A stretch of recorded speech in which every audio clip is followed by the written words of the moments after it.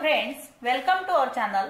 Friends, आज आपण पाहणार आहोत पोलिसांसंबंधीचे अधिकार मीन्स अटक झालेल्या व्यक्तीबद्दलचे संपूर्ण अधिकार। जसे की जर पोलिसांनी एखाद्या व्यक्तीस अटक केली तर पोलिसांनी त्या व्यक्तीस कोणत्या गुन्ह्यात अटक केली हे सांगितले पाहिजे।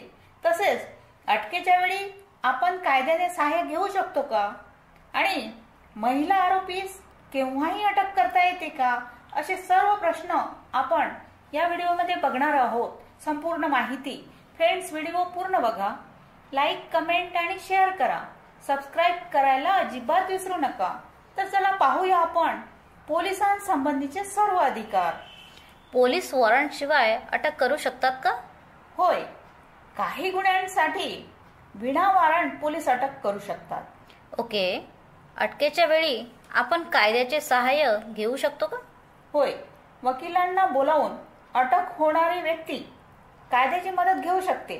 फक्त अट एकच की वकिलांना लवकर बोलावून घेणे। ओके, अटक करताना पोलीस जोर जबरदस्ती करू शकतात का? अटक करतेवेळी जोर जबरदस्ती करणे हे बेकायदेशीर आहे। जर अटक करावयाची व्यक्ती स्वतःहून पोलिसांच्या स्वाधीन होत असेल तर त्यास हात लावण्याची परवानगी नाही। जसे अटक करावयाची जागा जर बंद ठिकाण व घर असेल व अपराधी स्वतःहून पोलिसांसमोर येत नसेल किंवा लपण्याचा प्रयत्न करत असेल तर घर मालकाची जबाबदारी आहे की त्याने पोलिसांना घराची झडती घेऊ द्यावी, आरोपीस पकडू द्यावे व त्यामध्ये अडथळा निर्माण करू नये। तसेच अशा कोणत्याही ठिकाणी व घराचे कुलूप तोडून, दरवाजा, खिडकी, भिंत तोडून आरोपीस पकडण्याचा पोलिसांना अधिकार आहे। ओके, जर महिला आरोपी असेल तर त्यांना केव्हाही अटक करता येते का? जर महिला आरोपीस अटक करायची असेल तर सूर्यास्तानंतर व सूर्योदयापूर्वी अटक करता येत नाही। परंतु अटक जरुरीची असल्यास त्यासाठी न्यायदंडाधिकाऱ्यांची पूर्व परवानगी घेणे आवश्यक आहे। सामान्यतः अशी कार्यवाही फौजदारी प्रक्रिया संहितेच्या कलम 46(4) च्या अधीन राहून केली जाते। ओके, आता अटकेमध्ये बेड्या केव्हा घातल्या जातात व कोणास घातल्या जातात? छान प्रश्न आहे।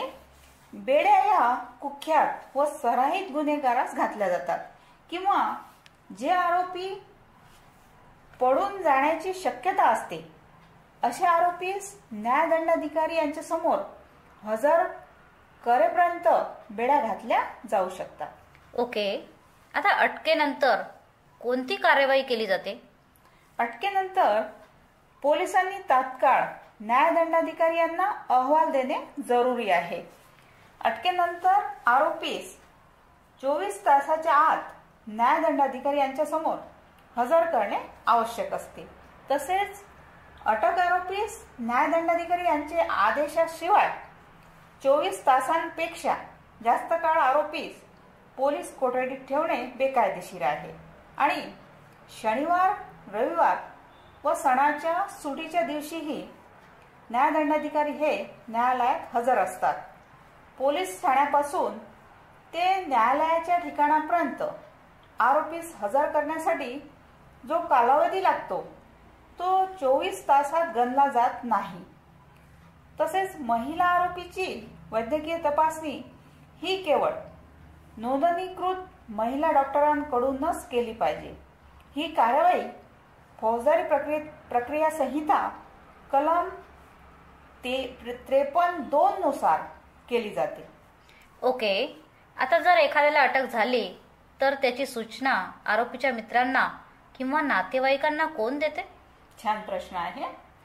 अटक व्यक्तीच्या अटकेची सूचना त्यांच्या मित्रांना, नातेवाईकांना किंवा अन्य व्यक्तीस पोलिसांकडून अटक केलेल्या ठिकाणाहून दिली जाते।